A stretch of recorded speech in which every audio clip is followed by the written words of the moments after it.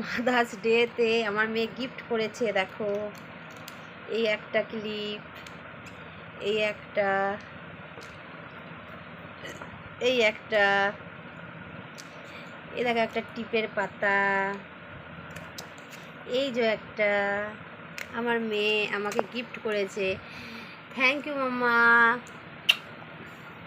Thank you, welcome.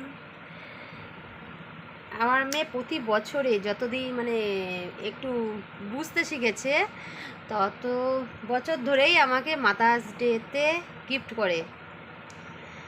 আগের বারে আমার আংটি, পায়ের নুপুর ও নিজেই দিয়েছিল, দেখা যাচ্ছে। এইবারে ক্লিপ দিয়েছে, টিপ দিয়েছে।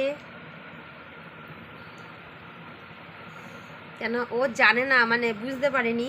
যাই হোক, প্রাইভেটে গেছিলো, সেখান থেকে বন্ধুদের কাছ থেকে শুনেছে, শুনে দিয়ে এসে দেখলো, দিয়ে সঙ্গে সঙ্গে ও কিনে নিয়ে এসেছে, নিয়ে এসে এই গিফটগুলো আমাকে হাতে দিয়েছে।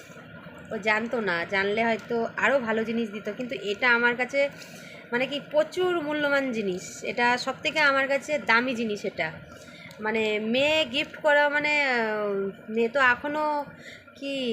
এখনও নিজে চাকরি বাকরি করে না, যাই হোক টিউশনি করায় না, কিন্তু ওর যে টিফিনের যেই খরচাটা দেওয়া হয় সেইখান থেকে ও টাকা জমিয়ে জমিয়ে আমাকে একটা করে গিফট দেয়। মানে আমার জন্মদিনে হোক বা বিবাহবার্ষিকী হোক বা এই মাদার্স ডেতে হোক, আমার প্রতি বছরে আমার মেয়ে দেয়। মানে যতদিন ওর মানে বুদ্ধি বা বুঝতে শিখেছে ততদিন ধরে। ঠিক আছে, দিয়ে কেমন লাগলো বলবে, যদি ভালো লাগে লাইক কমেন্ট শেয়ার করে দিও। আর তোমরা আমার মেয়েকে আশীর্বাদ করো, ও যেন বড় হতে পারে, মানে এরমই যেন ওর মানে মনটা কি, এরমই যেন ওর মনটা মানে প্রচণ্ড ভালো থাকে, বা সবার জন্য যেন করতে পারে, যেমন আমার জন্য করছে। ও যেন আরও আরও মানে যারা কষ্টতে থাকে বা যাই হোক তাদের জন্য যেন করতে পারে ও। তোমরা সেটা আশীর্বাদ করো। ওর খুব ইচ্ছা, যারা মানে আরও আছে তো, ছোটো ছোটো বাচ্চারা খেতে পারে না বা যাই হোক একটু অভাবে থাকে, যেমন ওর জামা প্যান্ট, বলছি বলে বলো না যে আমি বলছি এসব দিয়ে।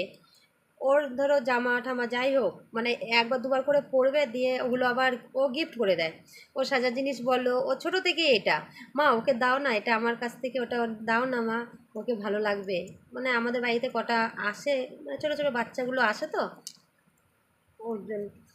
ঠিক আছে, তোমরা আশীর্বাদ করো, ভালো লাগলে লাইক কমেন্ট শেয়ার করে দিও। টাটা, টাটা করে দাও মামা।